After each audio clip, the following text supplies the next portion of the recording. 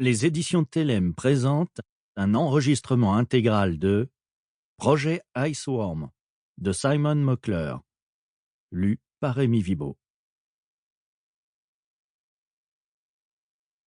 Chapitre 1. Centre médical militaire Walter Reed, Washington, 27 décembre 1967, 2 heures du matin. La pièce était vivement éclairée.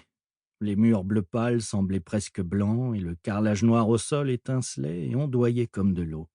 Des guirlandes de papier et des flocons de neige abîmés pendaient au plafond. Dans un coin se trouvait un sapin de Noël piteux, si penché qu'il paraissait sur le point de basculer. Le milieu de la pièce était occupé par une table bancale en formica autour de laquelle étaient assis 2 hommes. Ni l'un ni l'autre n'avait la moindre envie d'être là.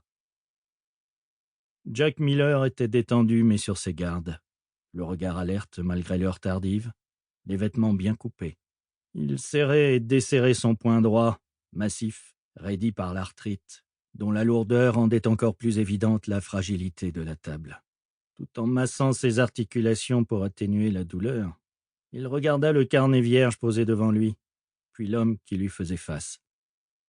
Le soldat de 2e classe Connor Murphy. Son visage et ses mains étaient couverts de bandages, et les quelques parties visibles de son crâne étaient soit roses et à vif, soit noires et brûlées. Jack avait mal rien qu'à le regarder. Pauvre gars. Les infirmières chargées de le nourrir disaient avoir l'impression de donner le biberon à un bébé. « Ça va, la douleur ?» demanda Jack. Connor haussa les épaules. « À votre avis ?» chuchocha-t-il. « À mon avis, ça fait un mal de chien. Vous voulez un truc à boire ?» Il tira de sa poche une flasque que Connor refusa d'un signe de tête. « Non, ça ne serait sans doute pas une bonne idée avec vos médocs. Vous n'avez pas non plus droit à une clope, je suppose. Ça vous ennuie si je fume ? Allez-y. » Jack tapota un paquet de Lucky Strike sur la table et en porta une à ses lèvres. Puis, levant les yeux vers Connor, il changea d'avis et rangea le paquet dans sa poche. « On n'a qu'à commencer par le commencement, » dit-il.